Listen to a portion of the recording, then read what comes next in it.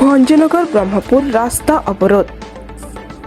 आज संध्यारे जिलुंडी ग्राम मुख्य रास्तार लोके भंजनगर ब्रह्मपुर रास्ता को अवरोध करथिले। सूचना योग्य जे गत 29 जनवरी दिन 2टा समय मलासपद निकट पुराणा पाणी ग्रामर 40 वर्ष वयस्क अच्युतानंद साहू अजणा गाड़ी धक्का गुरुतर आहत होते चिकित्सा ब्रह्मपुर डाक्तरखाना को पठा जाइतिला। किंतु 5 दिन पर तांकर आज मृत्युवरण हो जाइछि। आज तांकर परिवार और ग्रामवासी क्षतिपूरण दाबी रे भंजनगर ब्रह्मपुर रास्ता अवरोध करथिले। सेमानंक मुख्य दाबी थिला जे तांक परिवार को 20 लाख टंका प्रदान करिबा। सूचना योग्य जे ए संक्रांत रे मृतकंक परिवार तरफ पूर्व भंजनगर थाना रे एक लिखित अभियोग होइतिला।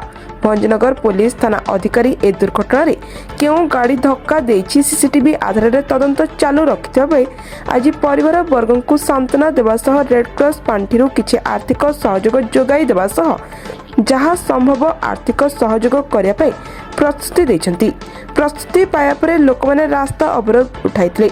सूचना योग्य जे मृतक जनक मात्र परिवार रोजगार व्यक्ति किंतु तांका मृत्यु परे 2 पुओ झियो अनाथ होई गले।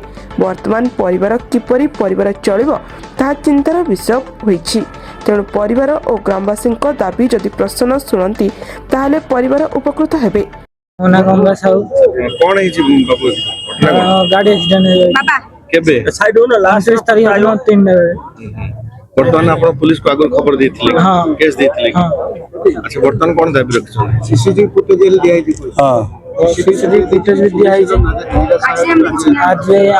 किसी ने पतनिया दरकार 20 लाख दाबी और गाँव को फेरुले जाऊले किए कोन तांका नाम कोन अच्युतानंद साहू से मलासपद छकरे को गाड़ी अजना गाड़ी जना पड़लानी से 2टारू 3टा अधरे एक्सीडेंट दिन तो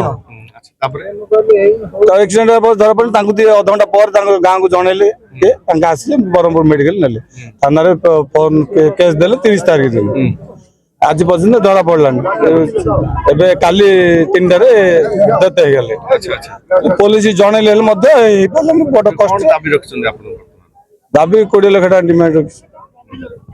अच्छा तांक परिवार की अछन हां 2टा झियो गोटे पुओ 5 जन परिवार 5 जन जने गले 4 जन।